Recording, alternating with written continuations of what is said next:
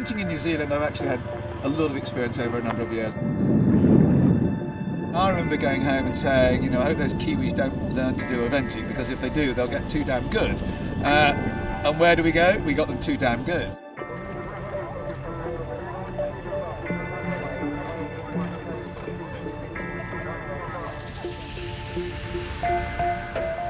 Welcome to the Taupo 3-day National Championships.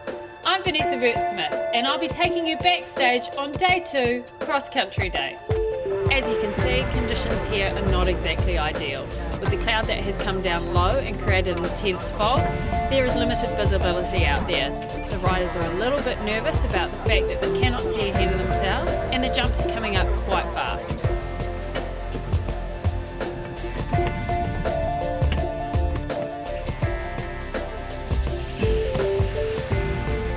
You build different fences for different courses and use what goes and what fits where. It's reasonably challenging, but hopefully fair and hopefully safe. Foggy, hopefully we don't get lost. The ground's chopped up a little bit, but as always I do a great job with the ground here at Taupo. I've got my Hittier safety vest on, so should something happen I'm well protected.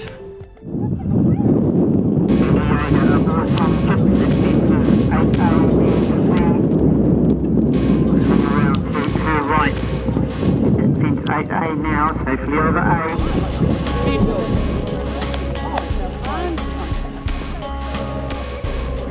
Oh, yep, cool. Okay, thank you.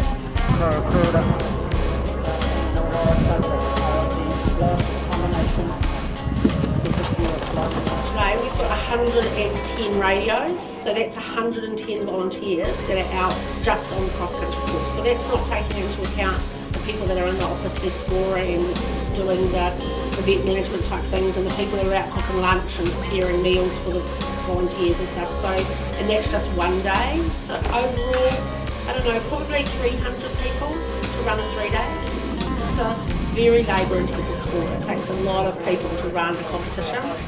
Heading towards the NRM water complex is the dark horse for Natalie Page. I think the officials and everyone did a great job considering the fog and people walking out in front of it and all that sort of stuff. So I think as long as the horses are safe and the riders are safe and you do as much as you can, I think it's a bit the sport that you choose, isn't it? Bye, love you.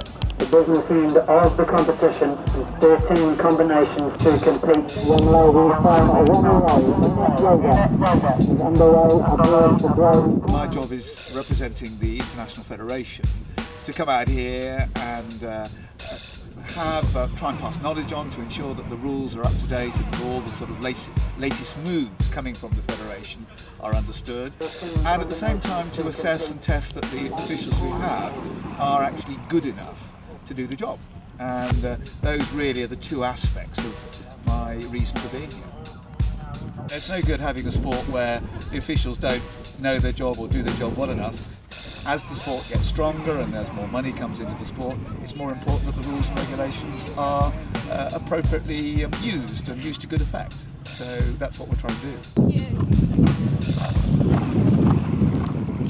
My job's like just one part of it. There's plenty of other people that have got just as bigger jobs as I've got to do. So just working with everyone, it's a neat crew of people, and we tend to, lots of the same people. So we always say, same people, different venue, we all rock up to different competitions. So yeah, it's kind of like a family really, it's cool.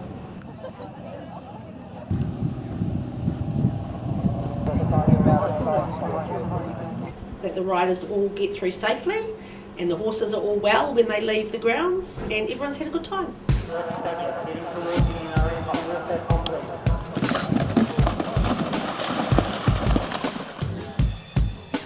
I have the water jump, which always is a crowd pleaser. Unfortunately, people do love to see people diving into the water. That's what I'm doing today, trying to get them safely through the water.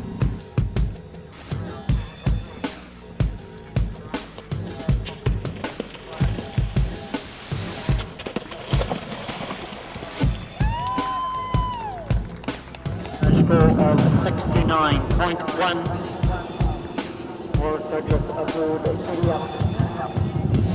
It's always come here, and the standard of your sport is exceptional, And the thing you've got to remember is that you take the cream of the sport back to where the centre of the sport is in the world, and that's in Europe. It's difficult for you to run the sport in many ways, because if you keep taking the cream away, the younger riders haven't got the good riders around them to learn off and understand.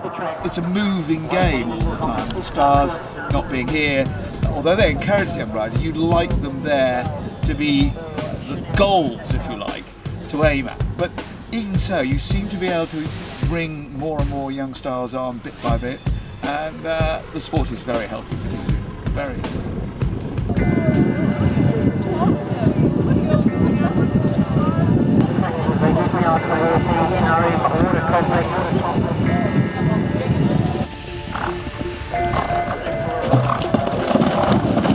Conditions today aren't particularly demanding.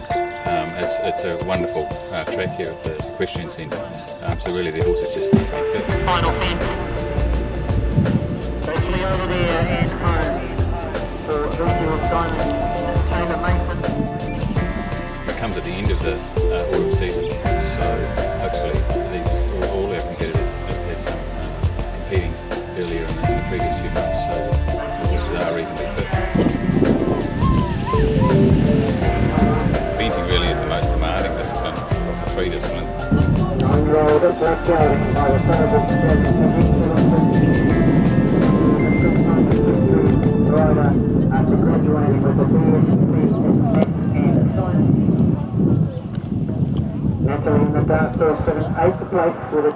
Horses don't just reach top level overnight, and the work and the effort that goes in from the riders and the owners and the trainers. The horses are assessed by a vet as they come across the finish line, so they get some information then as to how the horse is doing. It is also then there's a good test of how fit the horse actually is and how well they have done in conditioning it, because if the horses are slow to recover, it's often an indicator that they haven't done enough and the horse isn't fit enough. Sometimes that can also be an indicator if the horse is slow to recover that something is amiss because the horse is in some sort of pain or discomfort. So they should be assessing their horse really for several hours after it comes off, as it cools down. You know, are its limbs all right? Has it got any problems? Is there any joints or anything? Is there any lameness? Is it eating and drinking normally? And then really it should be a happy horse. Soon after it's come off the course. Messing University, the 25-year-old Helen Brooks. Good luck with that. Aboard the 7-year-old Black Golden. The dark horse for Natalie Page. Heading down the left-hand side of the track, heading towards the 14A and B. As soon as they come back and they're removing their boots and checking the horses over, make sure they check the horses' shoes, make sure they haven't moved. There's a lot of torque placed on the shoes with the traction. The sooner they get it looked at, the sooner the chance of soundness for the following day's trot up.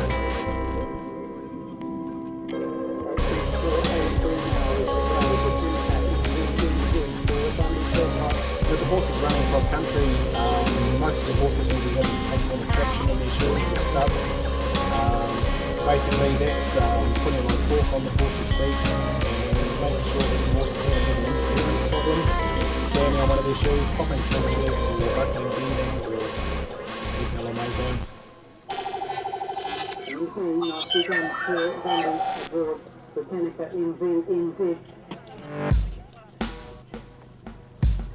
They want a horse that's going to stand up to what it's going to do, and I suppose that's confirmation. Its feet, it needs to have good feet. You know, they say no hoof, no horse, and that's right. And they want a good strong horse so they can get fit and have fun with. There's no point in throwing a lot of money, good after bad, if the horse is not sound to begin with. It's hard enough to keep a sound horse sound, never mind starting with a lame one. I believe it all comes down to preparation and having their prior planning. A lot of the top professional riders, they will work out where their final event is, how soon before that they'd like the horse to be shod, and then work back from that to almost at the beginning of the season to plan their first shoeing, and so that the horses have had time to have their feet shod. If any problems happen, farriers are all humans, at least there's time to get the horse right and back off to the competition without holding anything up.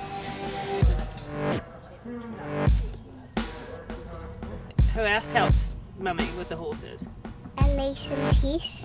Oh, and what's their jobs? To do studs and check them out. And what do you do? Brush their tails and sweep.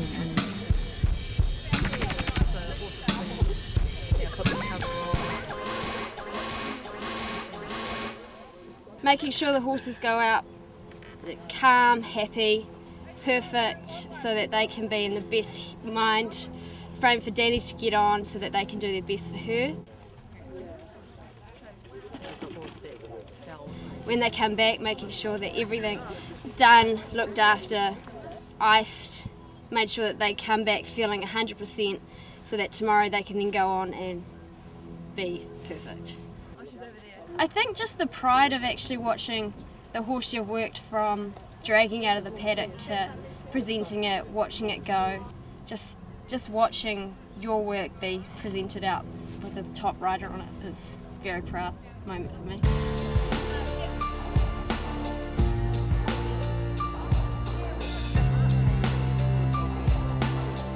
Organised through Danny, I'm going to go over to England and work the England season with Bluff Tate, which is very exciting. The other side, and safely over 4B through Giddy Up and Warwick Douglas. Is Mummy good? Yes, How good is Mummy? really good. Is she the best? Danny Lott is the best rider in the world. Yes, she is. High five. Woo!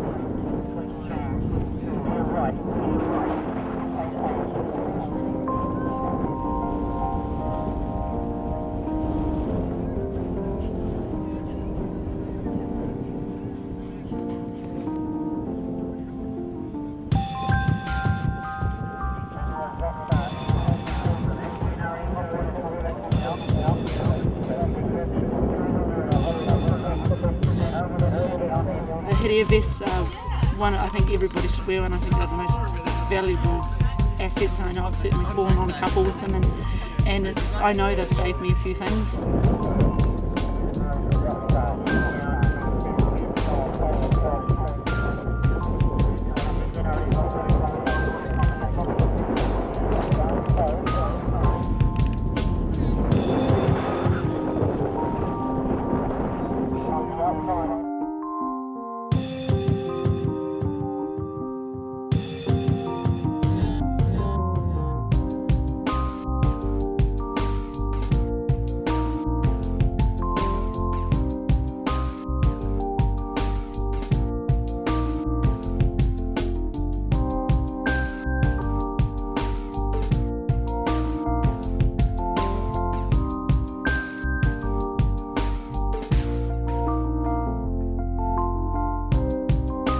On an everyday purpose, you can wear the vest and you don't even know it's happening.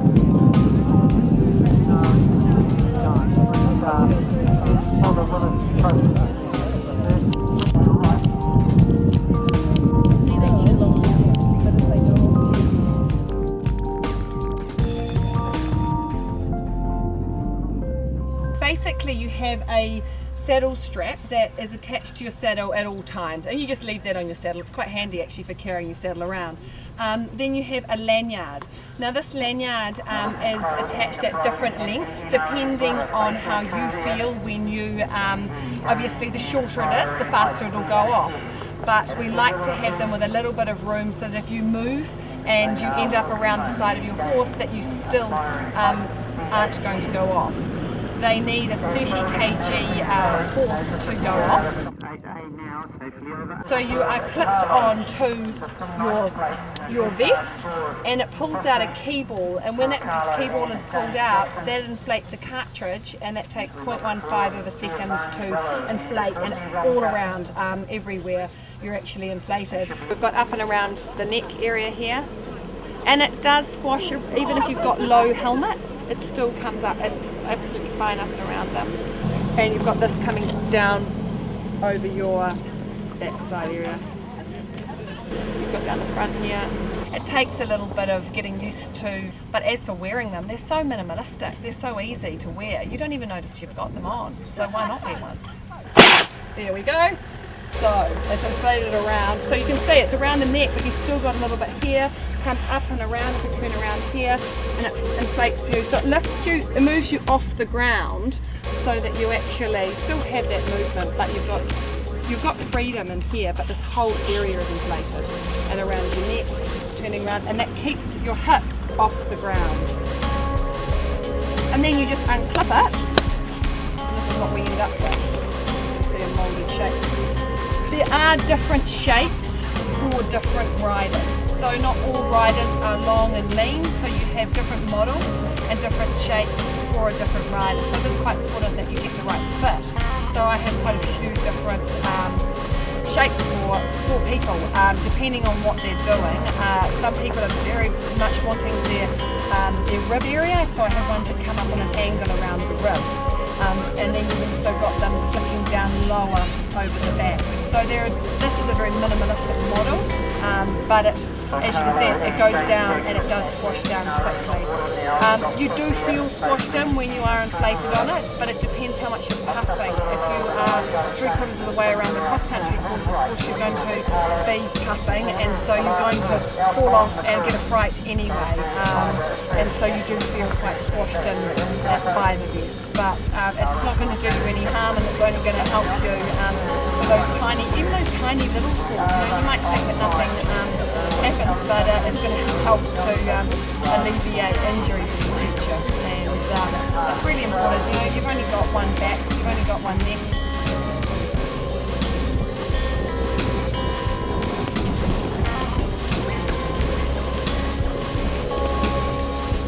Going to have those tiny little falls, and you're going to think, oh damn, why did I have that vest on? But they're there for that big fall. You don't know when you're going to hit that big fall, and if you can help yourself, then I think you should do it.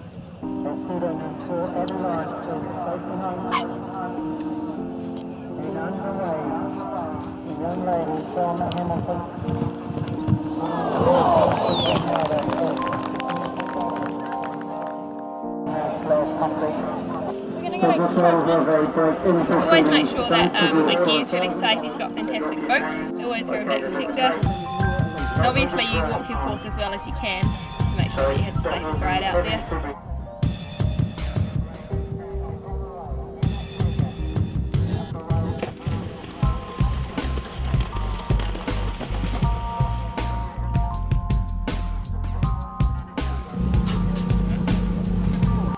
Tell us a little bit about what happened out there for you today. Well, I had a great start, and then I was pulled up before the water, or before the big table before the water, and we probably stopped for maybe 40 minutes, and the sun got lower and started to get a bit shadowy out there. So once we started, I had that in mind, and it was quite hard riding on the summit, but she was really good. Can you tell us a little bit about the safety factors that you take into consideration when getting prepared for an event like today for yourself and for the horse? Well, I have an air vest, which I value. To make sure the horse is fit enough, fed well, gears in order, he's fed well.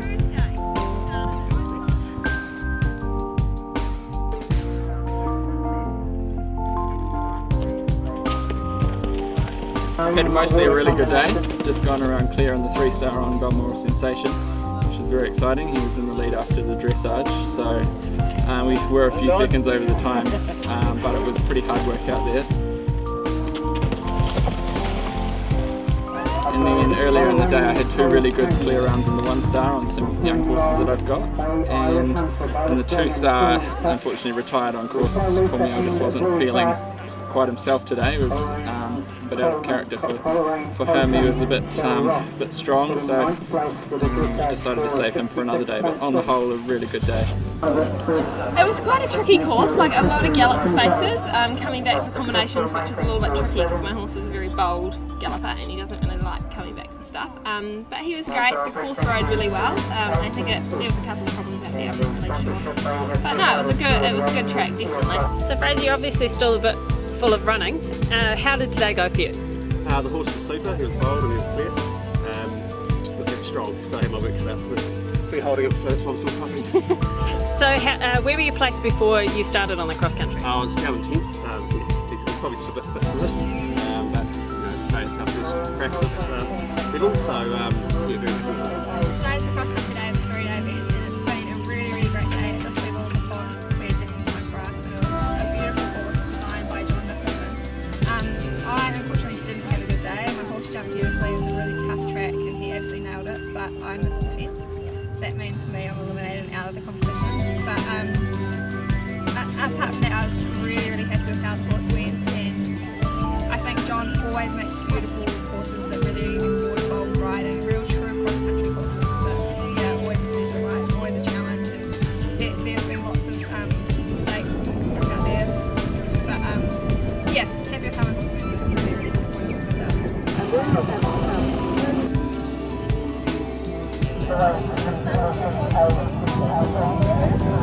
Well, that brings us to the end of the second day cross country day here at the National Championships in Taupo.